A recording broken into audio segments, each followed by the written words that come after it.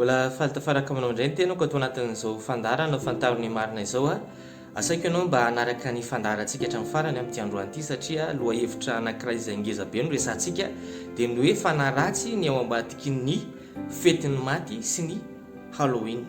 Fanaratsy ny ao ambadiky ny fetin'ny maty sy ny Halloween.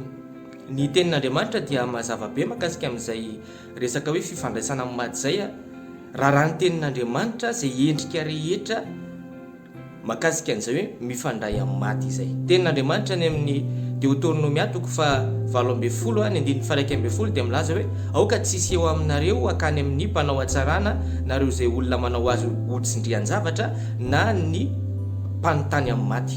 Izany hoe rehefa misy resaka fifandraisana amina olona efa maty zany dia zavatra tsy araka ny sitrapon'Andriamanitra izany ary ny marina dia pratika diabolika ireo rehetra ireo ka izay mahatonga ny tenin'Andriamanitra mandrara azy. Ary rehefa pratika diabolika zany dia varavarana misokatra lehibe ahafahan'ny diavoly miditra eo amin'ny fiainan'olona anankiray. Noho izany tena tsy azosika kristianina atao ny manao na miombona ao anatin'ireny zavatra ireny. Tenin'Andriamanitra ihany koa any amin'ny Mpitoroteny toko 7 ny 1:5 dia milaza hoe fantatry ny velona ozy izy fa ho faty izy fa ny maty kosa dia tsy mba mahalala na inona fa adino ny fahatserovana azy na ny fitiavany na ny fankahalany ary tsy manana anjara intsony amin'izay zavatra atao aty ambanin'ny masoandro izy mandrakizay. Izany hoe ny olona efa maty zany araka ny tenin'Andriamanitra dia hadinona ny momba azy ozy izy ary tsy manana raha intsony atao aty ambanin'ny masoandro izy.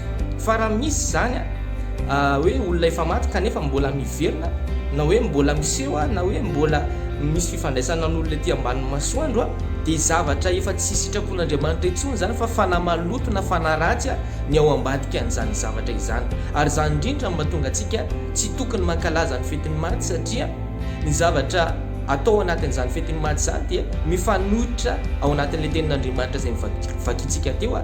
Tenin'Andriamanitra efa miteny hoe aza mahatsiaro azy intsony tsy misy tsony ny fahatsiarovana ny olona efa maty fa ny zavatra misy ao anatin'ny fetin'ny maty foazina indray ny fahatsiarovana rehetrarehetra an'ilay olona efa maty ka noho izany mifanohitra amin'ny tenin'Andriamanitra ny fanaovana an'izany fomba izany sady varavarana ihany koa misokatra ho an'ny diavoly eo amin'ilay fiainan'olona izay manao an'izany. Dia toy izany ihany koa ny Halloween. Ny Halloween koa izay tsy kolotsaintsika malagasy moa izy io fa kolotsaina vahiny dia misy hevitra ara-panahy ao ambadika ny zavatra io. Misy fifandraisana fanaratsy ny ao ambadika ireny Halloween ireny. Isika mety miteny hoe resaka déguisement ireny, resaka fomba fitafy izay ny zavatra tena atao ao anatin'ilay izy fa tadidio tsara fa ny kolotsaina rehetra dia misy fifandraisana amina fanahy foana ao ambadika ilay izy na fanahy tsara na fanahy ratsy. Ka raha miresaka hoe Halloween isika andeha raha isika fotsiny hoe déguisement na ny fomba fitafy Halloween ireny iza no mahazo voninahitra ao ambadika ireny Jesosy vesany diavoly.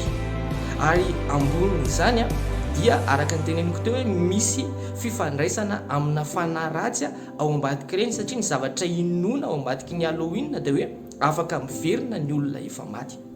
Ka izany zavatra izany dia mifanohitra amin'ilay tenin'Andriamanitra izay mifampizarana taminao teo hoe ny olona efa maty dia tsy manandraha raha atao intsony izy ety ambanin'ny masoandro. Ny olona rehefa maty dia tsy afaka mitsidika ny velona intsony izy tsy afaka manampy ny velona intsony tsy afaka mitahy izy tsy afaka hivavahana izy tsy afaka miaro ny olona efa maty satria tsy manandraha raha atao ety ambonin'ny tany intsony izy fa raha ohatra hoe mbola misy zany zavatra zany dia efa misy fanahy ratsy miasa ao ambadika an'izany. Ary ny olona rehetra izay manao pratika an'ireo zavatra anankiroa ireo dia ny fetin'ny maty sy ny Halloween dia manokatra varavarana eo amin'ny fiainana ahafahany diavoly miditra izy. Ny tenin'Andriamanitra dia mazava tsara hoe ny mpangalatra ny diavoly dia tsy avy raha tsy hangalatra sy hamono ary handringana. Ary ny tenin'Andriamanitra dia mamporisika antsika hoe aza manome fitoerana ho an'ny diavoly. Fa ny fanaovana ireo zavatra anankiroa ireo dia fanomezana fitoerana ho an'ny diavoly.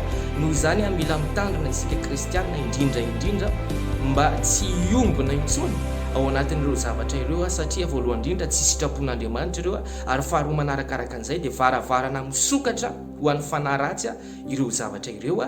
Dia izay ihany koa ny fandaharantsika tamin'ity androany ity kasitrahana ianao nanaraka ny fandaharana hatramin'ny farany mirary soa dia tahiny Jesosy daholo.